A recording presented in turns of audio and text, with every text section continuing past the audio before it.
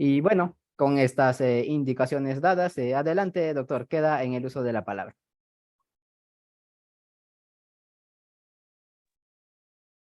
Perfecto. Muchísimas gracias por la amable invitación. Muchísimas gracias a cada uno de ustedes que se han otorgado este tiempo el día de hoy para platicar sobre el tema de la teoría de la Constitución, derechos fundamentales y también de manera introductoria lo que tenga que ver con la comprensión en materia de derechos humanos, que básicamente nos estamos aludiendo a un nuevo control, por decirlo de esta manera, denominado control de convencionalidad. Muchísimas gracias a cada uno de ustedes y bienvenidos sean a esta sesión.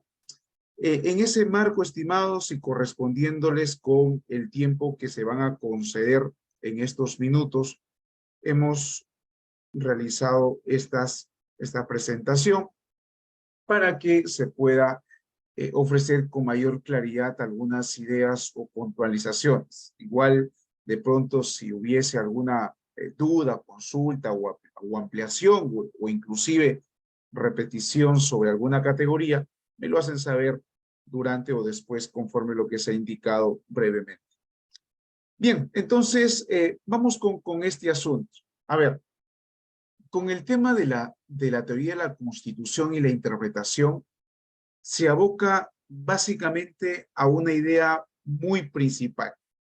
Comprender que la Constitución es un asunto dinámico, que se crea, que evoluciona, pero no de manera anárquica, sino que se desarrolla vía interpretación bajo ciertos límites, bajo ciertos parámetros y sobre todo respondiendo no en exclusividad al orden de los derechos fundamentales, sino también a la permisión de fortalecer la democracia.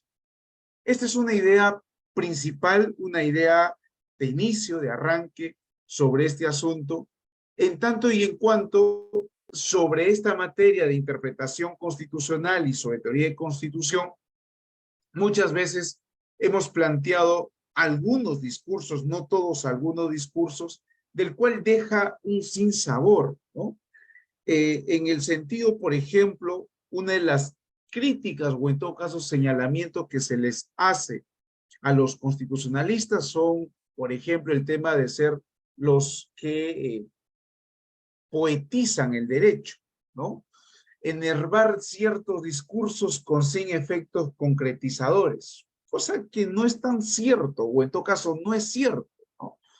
Claro que puede asimilarse de tal punto cuando el discurso, cuando las teorías, cuando el desarrollo no responde al problema social. Y eso es lo que menos se debe entender desde el derecho constitucional. En tanto que el derecho constitucional, al igual que de pronto en otras ciencias de carácter sustantivo, tiene una respuesta práctica, tiene una respuesta de orden procesal, inclusive es volitiva en su aspecto de interpretaciones vinculantes, ¿no? Entonces, como que este asunto de su no practicidad es un elemento que tenemos que también descartar de buenas a primeras. Contrario sensu, contrario a este asunto, tenemos que precisar que lo que se pueda plantear, lo que podamos comprender desde el ámbito de la Constitución y su interpretación, obedece necesariamente a procurar en dar respuesta desde el proceso, desde el entendimiento de la Constitución y, cómo no, desde la jurisprudencia, a determinados problemas sociales e institucionales. Problemas sociales de lo que atañe ciertamente a determinados derechos en la sociedad y, por otro lado, a determinados problemas institucionales, lo que tenga que ver, por ejemplo, los pesos y contrapesos, ¿no? Por ejemplo, resulta constitucional la labor que realiza el Congreso de la República en investigar a los miembros de la Junta Nacional de Justicia. Bien, desde esta órbita, desde este lado, puedo dar respuestas sobre ese asunto institucional de dos instituciones que están comprometidas, sí, ¿no? Entonces, para que vean que desde una lectura práctica del derecho constitucional nos acercamos a darle un abordaje no únicamente para el tema de derechos, sino también la preocupación de las instituciones. Sobre esta idea última es la que quisiera reforzar de manera previa para entrar al tema de Estado. ¿Por qué es importante entender que no únicamente la Constitución y su interpretación están abocadas al pensamiento de los derechos fundamentales o las libertades, como llamaría en su momento el maestro Ronald Worth, ¿no? Sino que mucho más que este asunto que es muy importante, también resulta de manera trascendental reconocer que esos niveles de explicación, esos niveles de exigencia, de críticas, de evolución y en algún punto de retroceso constitucional se tiene que abocar o está dirigido al tema de las instituciones democráticas. Porque a decir verdad y a ciencia cierta, no únicamente el proceso judicial está abocado para garantizar derechos, sino también son las instituciones diversas, las instituciones democráticas, que están justamente para posibilitar que el ciudadano o la autoridad del cual se pueda menoscabar sus derechos pueda ser tutelado o cautelado en un sentido activo. Pero en un sentido pasivo también se pueden tutelar o cautelar estos derechos cuando, por ejemplo, se incumplen determinados deberes del cual la Constitución ha otorgado constitucionalmente a determinados funcionarios. Su incumplimiento lleva a cabo no únicamente una ilicitud, sino conlleva también una contravención a la Constitución porque suprimes, limitas arbitrariamente a acceder a determinados derechos, ¿no? Por ejemplo, elementos de la corrupción o delitos de corrupción, ¿únicamente es un ilícito penal? No, ¿cierto? Porque por la corrupción también se llega a afectar, solo por colocar algunos ejemplos, el acceso al derecho a la salud, el acceso al derecho a la vivienda, entre otros elementos. Y es importante que nosotros lo conozcamos de esa forma sociológica, sí, porque la Constitución no es un texto positivo, sino más bien es una norma que convive con nosotros, o como diría Pablo Feynman, ¿no? Es un asunto de llevar a este texto, ¿no? Hacia el barro de la historia, hacia el barro donde nosotros participamos como ciudadanos y operadores jurídicos y en algunos otros casos como funcionarios. Hay una necesidad tremenda de que la Constitución se pueda comprender, permear con nuestras funciones funcionariales, con nuestras funciones de ciudadano y obviamente con nuestra labor de abogados, como no, al fin y al cabo somos los bastiones de que exista un orden y una democracia en determinado estado. Por algo, en su momento, William Shakespeare, ¿no? Decía, bueno, a través de la obra literaria, ¿no? Matemos a todos los abogados, si no era por una idea de menospreciar su función en la sociedad, sino todo lo contrario, porque la idea de esta frase de matar a todos los abogados era porque justamente son ellos los que iban a mantener o son los que mantienen esa consigna de procurar un respeto por las reglas y sobre todo mantener un orden, cosa que era contrario a los fines o intereses de cualquier tipo de anarquía o abuso de derecho por el poder. Y con esta cita, por cierto, esta cita literaria, nos hace evidenciar otro asunto, ¿no? Cuando nosotros nos inmiscuimos en la materia constitucional, propiamente en la teoría de la Constitución, es advertir que sí o sí el desarrollo constitucional, las exigencias constitucionales que se pueden plantear a las instituciones como a los ciudadanos, es de alguna u otra manera para equilibrar, ¿no? Equilibrar el aspecto social. ¿En qué sentido? Y en términos de Ferrajoli, es advertir justamente un lado del cual estar frente al débil, ¿no? Frente a la posibilidad de reconstruir determinados accesos a servicios, posibilitar el ejercicio de determinados derechos, posibilitar que determinadas instituciones atiendan de manera razonable la solicitud, exigir que algunos u otros procesos se entiendan de manera correcta cuando advertimos un plazo razonable, una tutela jurisdiccional efectiva, y que esta última, por ejemplo, de efectividad de la tutela, se comprenda bien, ¿no? Por ejemplo, lo que indicó el Tribunal Constitucional sobre la tutela jurisdiccional efectiva, ¿no? No solamente basta que el ciudadano tenga la posibilidad de acceder a un determinado órgano jurisdiccional, sino también de que la sentencia se pueda ejecutar. Por eso es que en ese extremo se puede hablar o se puede advertir una tutela jurisdiccional efectiva.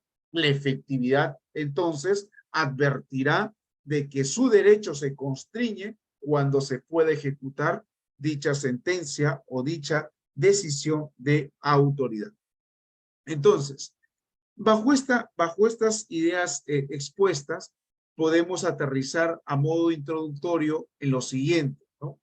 La teoría de la Constitución e interpretación obedecen a dos grandes esferas: a lo que tenga que ver con los derechos fundamentales en su protección, tutela y desarrollo, pero sobre todo también el fortalecimiento de las funciones de las instituciones democráticas. Una idea muy importante, sobre todo cuando queremos tener presente la historia entre nosotros, ¿no? Ustedes están observando una imagen que, por cierto, es un extracto de una película, Los Vencedores o Vencidos, y que significa, de cierta manera, imparcial sobre los juicios de Nuremberg, ¿no?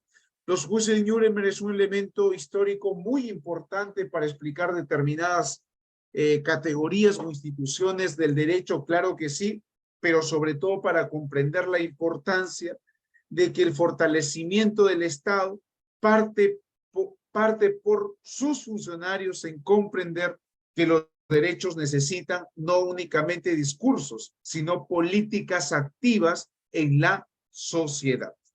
Por eso inauguraba o indicaba al inicio de esta sesión de que la teoría de la Constitución y la interpretación no se bosqueja o en todo caso no obedece en estricto a los discursos o teorías que se podría plantear, sino en cuánta medida se pueden hacer efectivos estos derechos. Sus límites, por cierto, son constitucionales a los derechos porque son estos que por su naturaleza no son absolutos, por ejemplo. Una idea práctica de la cual hay que entender, una idea de la cual exige que las políticas se enmarquen para cautelar determinados bienes jurídicos de las demás personas en democracia. Entonces, vamos con este asunto del Estado constitucional, ¿no? Ustedes habrán advertido o en todo caso sabrán de que el Estado constitucional no es básicamente una creación abstracta, ¿no? Es una creación bastante sociológica, una creación bastante bien evolutiva, ¿no? Pasamos desde un estado natural, un estado legal de derecho, un estado social de derecho, ¿no? Y llegamos finalmente a un estado constitucional. Un estado constitucional que tiene por características reconocer no únicamente a la constitución política como una norma suprema de índole política, sino más bien que esta constitución se conciba como un faro, ¿no? Que pueda guiar la conducta funcional, la conducta del ciudadano, pero sobre todo también enmarcar en la exigencia del cumplimiento de determinados deberes o responsabilidades. Primera característica. Segunda característica, que el Estado constitucional exige, ¿no? Exige el reconocimiento y la práctica de respetar y tutelar los derechos civiles y políticos, algo del cual día tras día participamos en los tribunales de justicia, exigiendo su respeto, su tutela, en algunos casos sus límites y en algunos casos restringiendo, como de pronto con la prisión preventiva o alguna condena.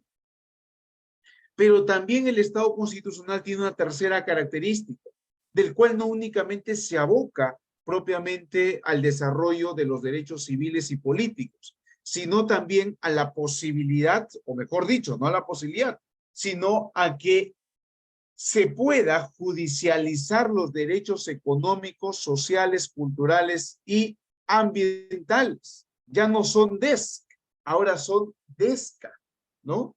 Y para profundizar sobre esto, yo les invito a revisar el caso Lagos Campos versus Perú de la Corte Interamericana de Derechos Humanos, del cual evidencia o zanja de alguna otra manera el tema sobre la justiciabilidad de los DESCA.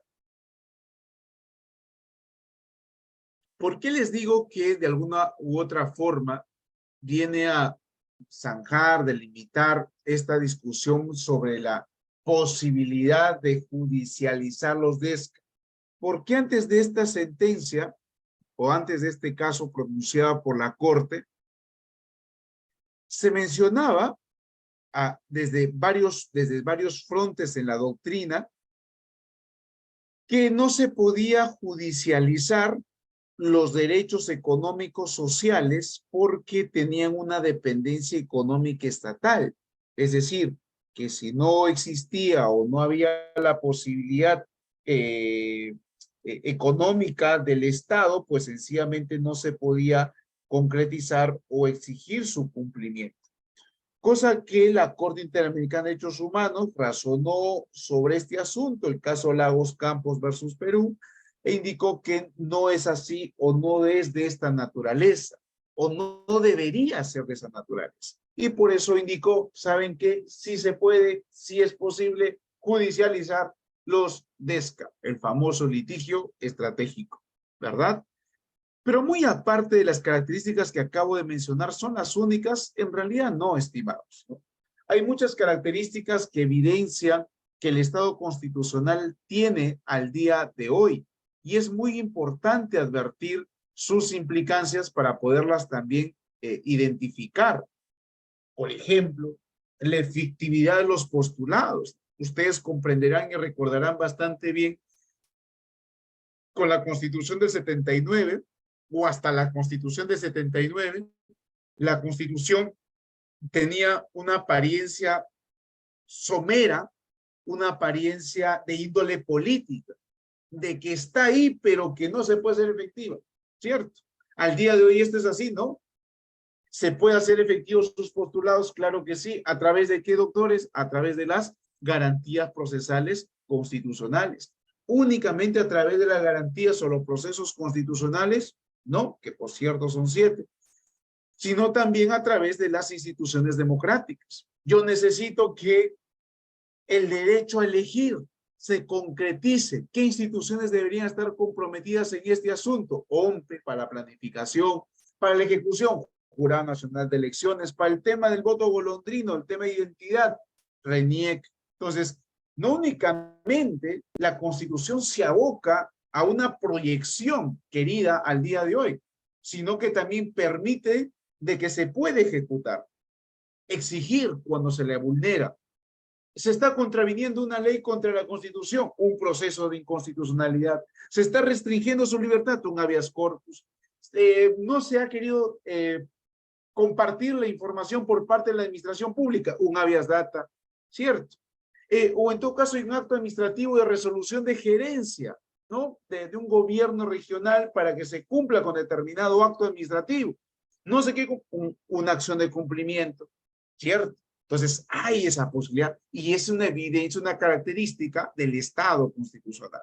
2, la concepción de la Constitución, que esto lo vamos a desarrollar en una lámina siguiente. Lo resumo. La concepción de la Constitución tiene que ver mucho de cómo comprendemos conceptualmente a la Constitución, porque eso también nos coadyuva o permite generar una discusión alturada y sobre todo seria cuando quisiéramos plantear, por ejemplo, el tema de una asamblea constituyente, ¿no? Para el famoso cambio de la constitución política del Perú. Como bien se indica en varios tratados, ¿no? Una buena discusión requiere de buenas teorías previas, ¿no? ¿Qué tan cierto es esto, no? porque este nivel, o en todo caso esta permisión, nos genera en buena cuenta que el dominio de ciertos conceptos o claridad conceptual sobre determinadas instituciones permite plantear correcciones, obviamente, a la misma Constitución, pero sobre todo también viabilidades de solución concretas en el marco constitucional. Una tercera característica tiene que ver también con con el rol de los jueces, ¿no? Ustedes habrán advertido algún tipo de discusión, ¿no? Legislador negativo, legislador positivo. La idea de que se desarrolle un tribunal constitucional que únicamente se comporte como legislador negativo, es decir, que controle determinada actividad legislativa que no contravenga la Constitución y por lo tanto sea el tribunal el cierre o el freno de este asunto. Bien, pero también reconocemos que el Tribunal Constitucional, como cualquier otra corte constitucional u órgano constitucional, también se aboca a la legislación positiva o comportarse como legislador positivo. Un claro ejemplo de legislador positivo será propiamente los precedentes vinculantes del Tribunal Constitucional, el cual no es una mera jurisprudencia, sino todo el contrario, crea derecho. Y hasta podríamos adherirnos a aquella postura del cual indica de que los precedentes vinculantes son reglas adscriptivas, es decir, reglas o normas legales que se adscriben al sistema jurídico y por lo tanto son vinculantes. Sobre esto, para potencializar un poco más, ustedes pueden ver sobre este tema del activismo judicial, este habeas corpus colombiano, el 4806-2017, que se desarrolla en el reconocimiento de los derechos a la naturaleza. Finalmente, una de las características del Estado constitucional tiene que ver con la globalización. Una de las importancias, como bien había indicado, de la teoría de la Constitución y su interpretación es reconocer cómo va en sus contextos globales, en sus contextos de Internet, en sus contextos de redes sociales. Es lo mismo seguir pensando, por ejemplo, la teoría de la indisponibilidad de los derechos fundamentales al día de hoy. Claro que no, porque somos conscientes y claro, desde un elemento social, que los derechos fundamentales tienen al día de hoy un aspecto disponible y valgan verdades que al día de hoy se someten a determinados contratos como pueden ser los famosos talk shows, ¿no? O en todo caso determinadas redes sociales del cual incitan o en todo caso promueven este asunto de la disponibilidad de los derechos. Entonces, ¿por qué les comento esto? Porque hay un excelente libro de Günther Teuner sobre el famoso constitucionalismo global. Nosotros hemos aprendido que el derecho constitucional, como todo el derecho en realidad, se obedece a una estructura estatal. Y la pregunta que hace Günther Teuner, profesor Günther, es algo muy fascinante, ¿no? ¿Es posible un constitucionalismo sin Estado? ¿Cómo de pronto podemos cautelar este asunto de los derechos en redes sociales, por ejemplo? ¿Cómo yo limito? ¿Cuál es la regla? ¿Cuál es la constitución que puede limitar, restringir, favorecer en redes? Lo que se conocerá como las famosas aldeas digitales, ¿no? En una aldea digital existe constitución. ¿Hasta dónde llega la permisión y prerrogativas de la constitución de un Estado en un mundo cibernético, ¿no? Y en realidad es un asunto que no es ficcional o que es un asunto futurístico, ¿no? Es un asunto que ya lo estamos viviendo entre nosotros, ¿no? Problemas que ya existen de vulneración de determinados derechos en un mundo avatar, por ejemplo, ¿no?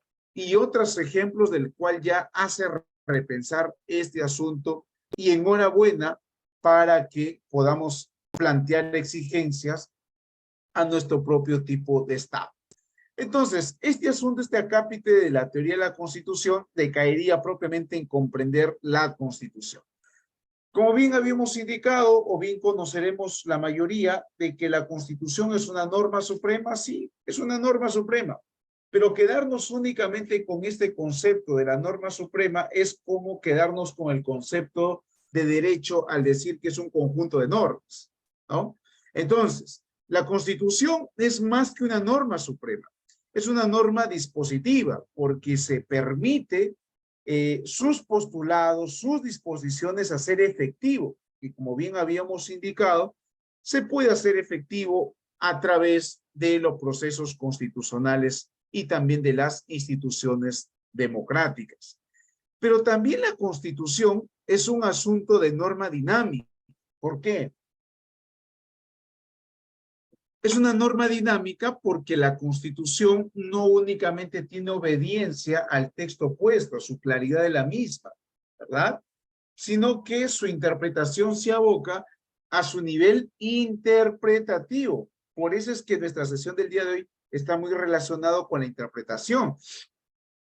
El postulado puede indicar determinada acepción conceptual, una regla amplia, o como bien diría Gustavo Zagrebelsky, dúctil hasta cierto punto, y es el Tribunal Constitucional, la Corte Constitucional, el cierre del sistema jurídico, que va a otorgar determinada volatilidad, corrijo, determinada dinamismo en su interpretación. ¿Cómo se debe comprender culturalmente determinado derecho?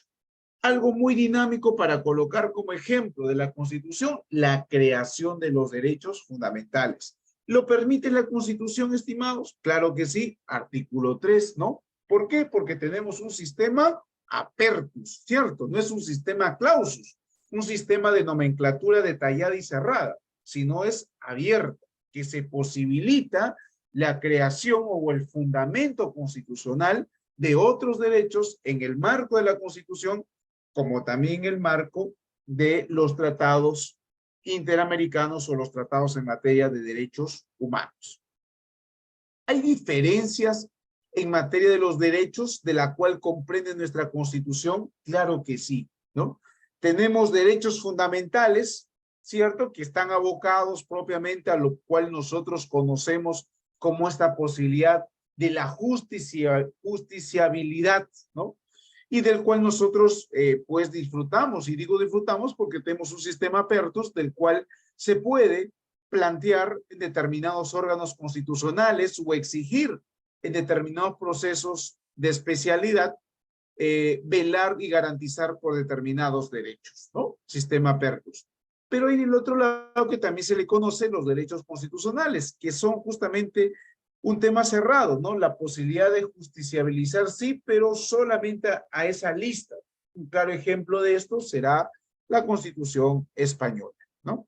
Y el otro son los derechos humanos, ¿no? Sobre los derechos humanos, que tiene que ver más bien la vocación de poder reconocer e interiorizar el respeto de estos derechos dentro del Estado. Cuando no se cumplen estos derechos en su exigencia normativa como en su interpretación, sencillamente se puede recurrir a una instancia inicialmente a la Comisión y posteriormente a la Corte Interamericana de Derechos Humanos, si es que se convierte en un caso contencioso. Como les voy a facilitar las diapositivas y está en manos de nuestros magníficos anfitriones, CEFOCAT, aquí en este link que está en la parte última donde dice Corte IDH, ¿sí? Ahí ustedes van a poder ubicar, sí, ahí ustedes van a poder ubicar un buscador magnífico sobre las sentencias de la Corte Interamericana de Derechos Humanos. Y no es un buscador en realidad que solamente va a evidenciar jurisprudencia, sino que van a encontrar artículo por artículo. Artículo 1 en la convención, perfecto. Van a encontrar qué es lo que indica la norma, van a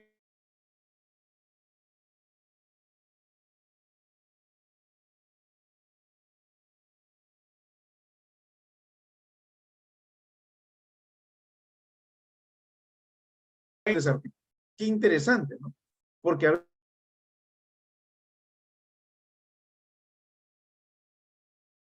Esperamos unos minutos, por favor. Al parecer, el doctor está teniendo algunos inconvenientes con la red.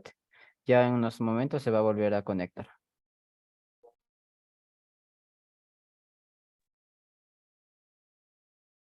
¿Se me logró escuchar? Creo que hubo un corte. A ver. Vamos a continuar. Entonces, les indicaba de que en este enlace se podría encontrar los comentarios de todas el articulado de la Convención Americana de Derechos Humanos. Perfecto. ¿Qué más?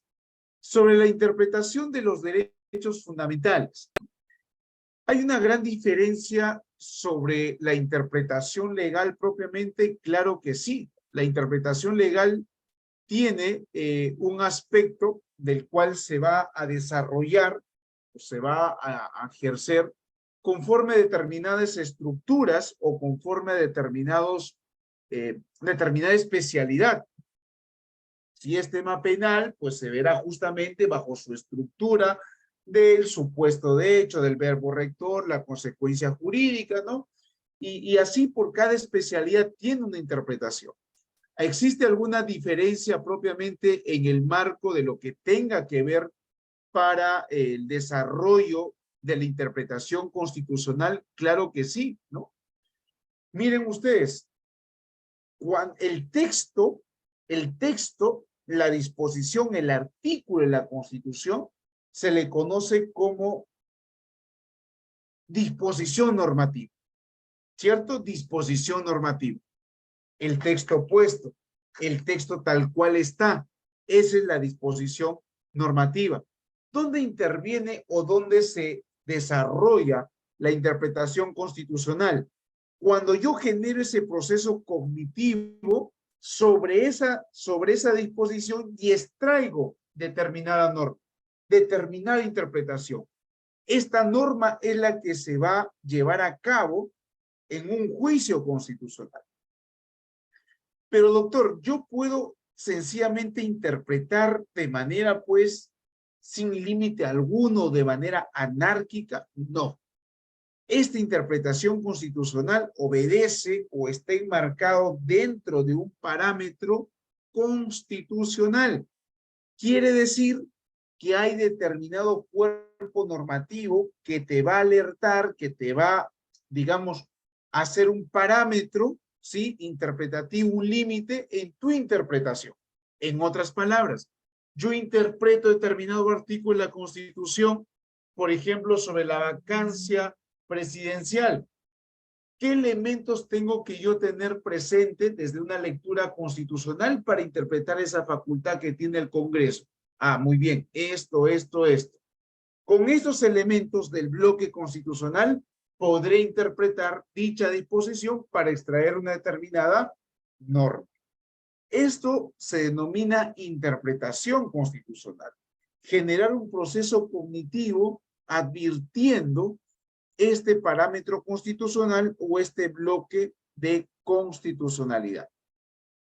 Dos cuestiones. Una cuestión en realidad es, este parámetro constitucional o bloque de constitucionalidad, que básicamente es un parámetro interpretativo que limita la interpretación, solamente obedece a lo que haya desarrollado el Tribunal Constitucional o en todo caso única y estrictamente lo que compréndase normativamente la Constitución política. No. También va a entrar a tallar aquí en este bloque lo que pueda haber indicado las opiniones consultivas de la Comisión Interamericana, como también las sentencias de la Corte Interamericana de Derechos Humanos. ¿Cómo se interpreta o cómo podemos interpretar los derechos fundamentales a la luz de los tratados internacionales? ¿Es posible que se pueda interpretar los derechos fundamentales conforme a los tratados internacionales sobre derechos humanos? Sí. En principio, ¿existe algún fundamento, doctor, del cual me está indicando? Claro que sí. Tienes el artículo 3 de la Constitución que alude al sistema Pertus. Tienes el artículo 55 de la Constitución, del cual ustedes están que observan. Tienen la cuarta disposición final transitoria de la Constitución política, el cual te indica, por ejemplo, esta cuarta disposición final transitoria, te precisa de manera textual, literal, de que los derechos fundamentales, podrán ser interpretados conforme sobre derechos humanos.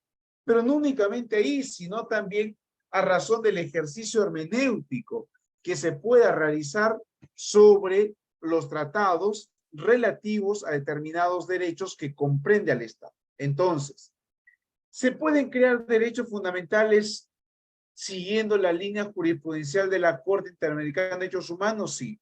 ¿Se puede interpretar los derechos fundamentales conforme a la normatividad de los derechos humanos de los tratados? Claro que sí. ¿Existe un basamento normativo para esta interpretación del cual les acabo de mencionar? Sí. Artículo 3, artículo 55 y la cuarta disposición final transitoria de la Constitución Política. La interpretación de los derechos fundamentales quiere decir, cuando sea razón de los tratados de derechos humanos, no se puede entender o no debería entenderse de que es la instancia máxima de su interpretación, sino más bien es un mínimo indispensable, ¿sí? Es un piso base del cual se puede partir para su mayor interpretación o su mayor tutela. Quiere decir que si la Corte Constitucional o el Tribunal Constitucional es mucho más tuitivo o tiene un criterio mucho más tuitivo que la misma Corte Interamericana de Derechos Humanos, enhorabuena. Y así no únicamente lo ha remarcado la Corte Interamericana, sino también lo ha remarcado nuestro propio Tribunal Constitucional en el caso o en el expediente 2730-2006, proceso de amparo. Doctor, ¿y qué razón de qué principio un tribunal constitucional puede crear derecho, puede advertir una labor cada vez un poco más tuitiva?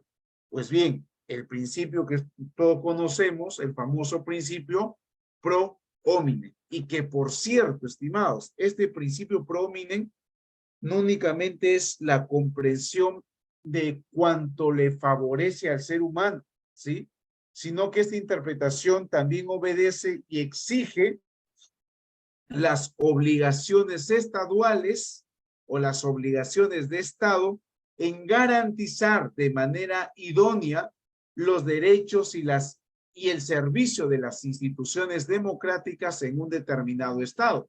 Así se ha dejado entender conforme al artículo 1.1 y 1.2 de la Convención Americana de Derechos Humanos.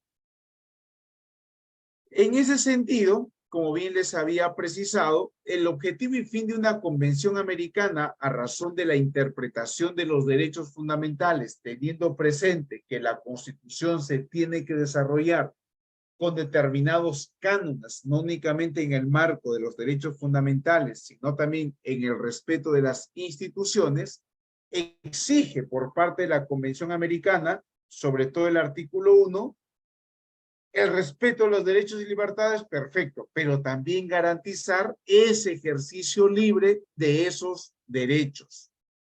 Obviamente sin la discriminación alguna, del cual nosotros conocemos, pero tendremos que agregar algo más, sin discriminación estructural, es decir, sin que el Estado participe de alguna actividad que procure menospreciar o discriminar o no garantizar determinado derecho. Esto es desde la función pública, ¿no? El efecto vinculante, cuando nosotros hablamos propiamente de la interpretación de los derechos fundamentales, en su interpretación sobre este marco de los tratados, tenemos que comprender que la vinculatoriedad de la interpretación, sea del Tribunal Constitucional cuando se advierte los precedentes vinculantes y cuando existe alguna interpretación de la Corte Interamericana de Derechos Humanos, como las opiniones consultivas de la Comisión Interamericana de Derechos Humanos, refiere de que esa vinculatoriedad no únicamente está abocada al Estado en juego. Por ejemplo, caso Lagos Campos versus Perú. Quiere decir que la decisión de la Corte sobre ese caso en estricto únicamente vincula al Estado peruano? No, sino que también vincula a los demás estados que son parte de la convención. Y así lo ha dejado entrever, o en todo caso así lo ha dejado ver la misma Convención Americana de Derechos Humanos en el artículo 62.3. ¿Cómo se ha evolucionado el tema de la protección de los derechos, sean para las mujeres, varones y la identidad propiamente, su aplicación a nivel del Estado peruano? Indicaba de manera inicial de que la teoría de la Constitución y la interpretación de los derechos fundamentales, no únicamente obedece a su resguardo constitucional interpretativo por la Tribunal Constitucional, sino también en buena cuenta a una asimilación de la jurisprudencia en materia de derechos humanos, lo que vamos a conocer o estamos conociendo como el famoso control de convencionalidad, ¿no? Y en ese punto, estimados, el control de convencionalidad, a diferencia del control constitucional, es una realización casi similar. La idea es que el control de convencionalidad lo que pide o exige o asemeja, ¿no? Es que si se ha garantizado al momento de emitir determinada decisión de autoridad, si se ha garantizado el respeto, por ejemplo, de determinados principios o derechos enmarcados para determinado procedimiento especial, si la decisión de la autoridad democrática se ha comprendido, se ha desarrollado en el marco de las garantías procesales, si ha tenido una decisión justa o en todo caso ajustada a la Constitución o razonable en el marco legal, ¿no? Cuando sucede a este asunto y no se conlleve al respeto propiamente de las garantías comprendidas en el marco de la Convención Americana de Derechos Humanos, ¿no? Aparece propiamente el control de convencionalidad. Y el control de convencionalidad ha tenido pues una evolución interesante, ¿no? Una evolución que exige y demanda su comprensión y entendimiento al día de hoy. Y sobre ello vamos a explicar brevemente, con el cual estaríamos culminando esta primera sesión.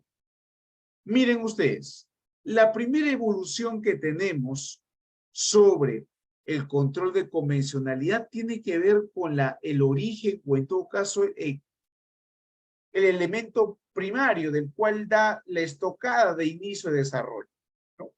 Se indica que es el caso Almonacid Arellano versus Chile, la cual en gran medida es cierto. Sin embargo, va a tener un desarrollo mucho más interesante y abierto la Corte Interamericana en el famoso caso Trabajadores Cesados del Congreso, o también conocido como el caso Aguado Alfaro y otros versus Perú.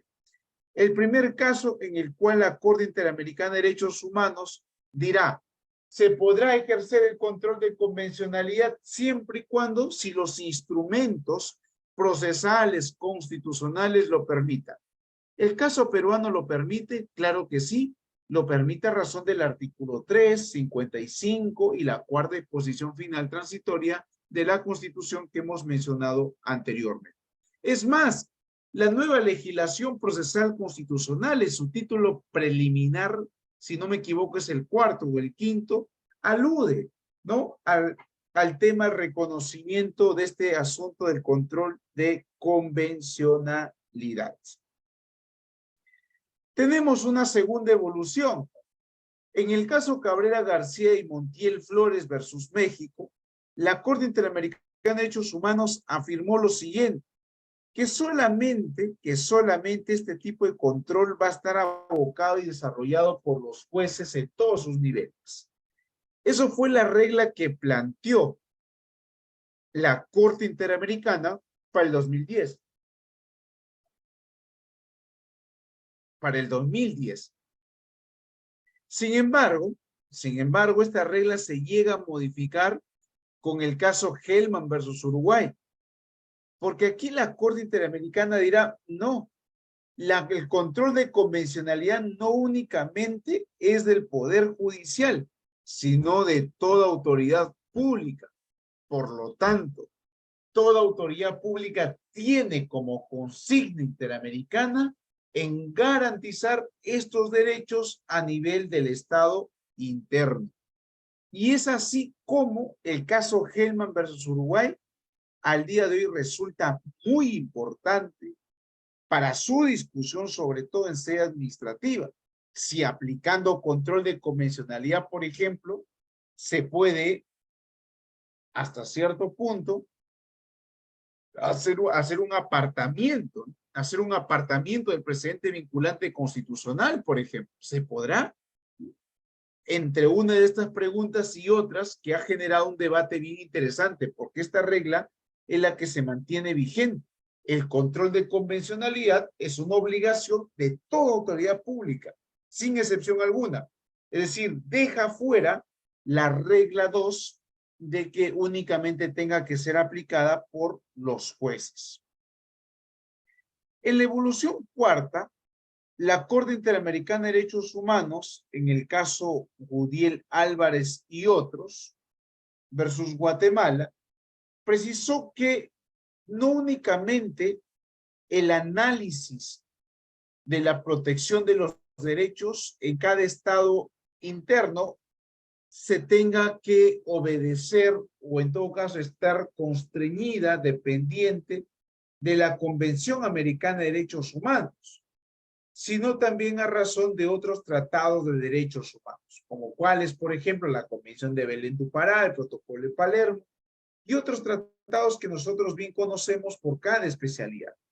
Y si hubiese algún pronunciamiento sobre dichos tratados por parte de la Corte Interamericana de Derechos Humanos, también nos vincularía porque la interpretación de tales derechos se puede dar justamente en ese marco. Es más, es la regla al día de hoy que se pueda realizar de determinada forma. El famoso caso Gudiel Álvarez y otros versus Guatemala. Una evolución quinta. La Corte Interamericana precisó en el caso Aliacat Ali versus Surinam de que la interpretación que pueda realizar la Corte Interamericana no es que imponga un modelo determinado o en todo caso sea su máxima interpretación, sino sobre todo de que esa interpretación que realiza la Corte sea un incentivo para que las Cortes constitucionales puedan tutelar de la mejor manera posible. Como bien habíamos indicado, la interpretación de la Corte Interamericana es básicamente para crear un piso mínimo, un piso base, ¿no? Pero si la Corte Constitucional de un determinado estado puede tutelar de la mejor manera un poco más que la Corte, se puede, claro que se puede. Ahí está justamente el caso Liaquat versus Surinam. Finalmente, para culminar, tenemos el caso, o mejor dicho, tenemos la aclaratoria respecto a las opiniones consultivas. Antes del 2012 se indicaba que las opiniones consultivas no eran vinculantes. Al día de hoy sí son vinculantes. Ya dejaron de ser aquellos meros informes, ¿no?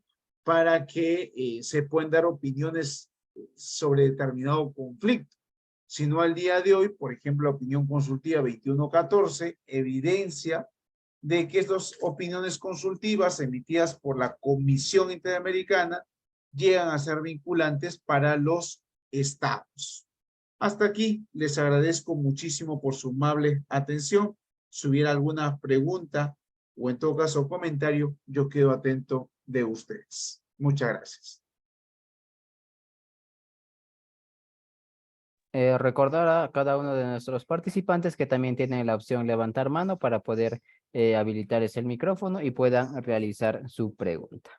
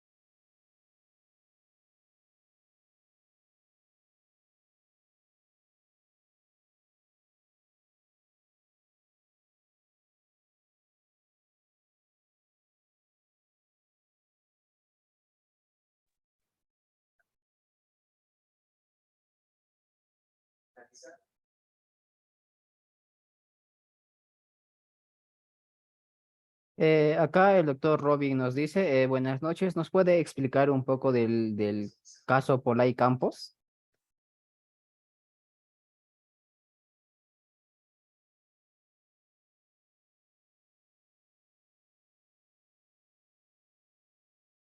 Muy bien. A ver, en el tema del caso Polay Campos, bueno, tiene una línea jurisprudencial un poquito marcada, ¿no? Que quizás genera mucho conflicto o en todo caso interpretación política, por decirlo así, comprometida, ¿no? Por un tema de reparación, un tema de terrorismo, y digo marcada porque sí la Corte Interamericana en algunos casos ha fallado, pues, favoreciendo a determinadas accionantes ante el sistema interamericano. Emitir opinión sobre este asunto de buenas a primeras sería de pronto quizás un poco irresponsable en el tema profesional, porque se tiene que elevar todavía, o estamos, ¿no?, en una situación procedimental frente a la Corte Interamericana de Derechos Humanos. Pero lo que sí podría indicar es de que sí hay alguna línea, matiz, ya una estándar, ¿no?, por parte de la Corte sobre estos casos. Ahora, lo que no quiero decir que la Corte no se pueda apartar, sí lo puede hacer. Al fin y al cabo es una terna de jueces interamericanos del cual tiene que advertir los nuevos contextos del cual vive sobre todo América Latina, ¿no? Sobre ello se deberá decidir claramente si la pretensión planteada conlleva a que el Estado peruano cumpla con determinadas exigencias planteadas, en este caso, por el solicitante. Creo que Juvenal nos pregunta lo siguiente. Muchísimas gracias, Juvenal. ¿En qué caso requiere una opinión consultiva? Bien, a ver, la opinión consultiva, recuérdese de que estamos hablando frente a la Comisión Interamericana propiamente, ¿no? O en todo caso, llegamos a la Comisión Interamericana una vez que se agotó digamos, el cierre jurídico en nuestro país, pero también puede actuar la comisión respecto a una medida cautelar, ¿no? En ambos casos, la Comisión Interamericana de Derechos Humanos, como bien lo acabo de precisar, tiene una facultad vinculante al día de hoy, claro que sí, sea a través de la opinión consultiva o también a través de la dación de medidas cautelares. Entonces, si yo únicamente voy por un asunto no cautelar, sino porque ya cerré el sistema y voy vía Corte Interamericana, pues podría obtener una opinión consultiva que tranquilamente puede zanjar el caso, como también podría ser valorado como un caso contencioso para que se pueda evaluar ya en la misma Corte Interamericana de Derechos Humanos. Muchísimas gracias.